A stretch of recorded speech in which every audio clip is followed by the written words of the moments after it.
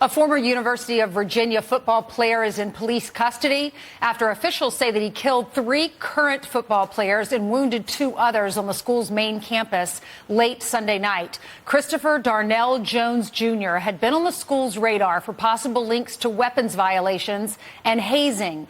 Virginia's Attorney General Jason Miyares' office is working with the federal and state law enforcement to assist with this investigation, and he joins us now. Good morning to you, Mr. Attorney General.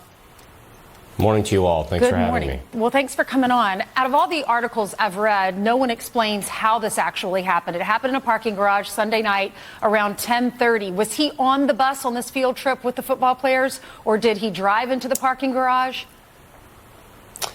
Well, right now, everybody in Charlottesville just has questions, which is natural. And right now, it's in the midst of investigation. And so we're going to get to all of these answers. But this is be one of those moments where, first, our most important need is both the criminal investigation, but also the community in Charlottesville at large. For a lot of young students, this is their first time dealing with this level of tragedy, and they're reeling, candidly. And probably what's so tragic, I've said, to really understand America, you have to come to Charlottesville. It's the birthplace of the man who wrote the birth certificate for the entire nation, Thomas Jefferson, and this is his university.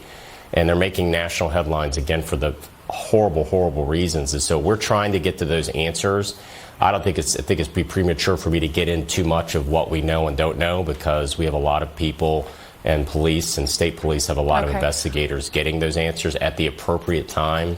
We'll be talking about that, but right now we're focusing on both the healing in the community and asking and getting a lot of those questions straight, because what you think, as a former prosecutor, I'll tell you, what you think you know in the first 24 hours of any investigation and what you know after you've been able to sit down and talk to all the witnesses and everybody involved sometimes can be quite different. So everybody's in the midst of that, and we're asking everybody to be patient. Why do you think he did this? Did he target certain players?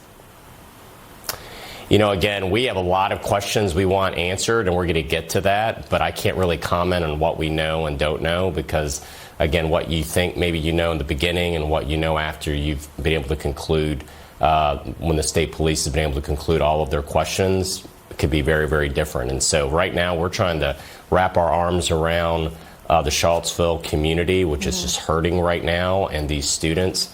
And, you know, we're right now trying to focus both on them and then get these questions answered. This is really a measure twice, cut once moment when you're in the midst of a high publicized investigation like this. All right, well, and that's what I know the state police want to do. Let me ask you about his background. In February 2021, there was a misdemeanor concealed weapons violation. September 2022, third party reported that Jones spoke about having a gun and involved in campus hazing probe. I know that investigation is still going on. Chris Swecker, the former assistant FBI director, said that there were red flags. Could something have been done to prevent this?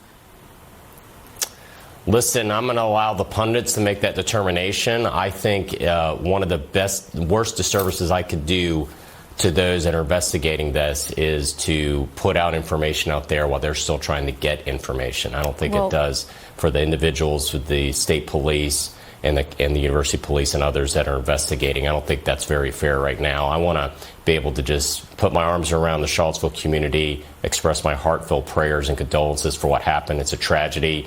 But there's going to be a lot of speculation as well. I just caution everybody, let the professionals do their job. This is why they're there.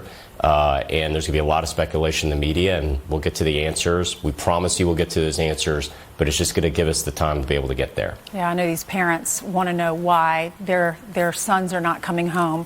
Lavelle Davis Jr., Deshaun Perry, and Devin Chandler, they had their whole lives ahead of them. They were football players on the team at a wonderful university. They were going to get a great education, and now they're not coming home for the holidays. Thank you so much for coming on with us. Please keep us posted.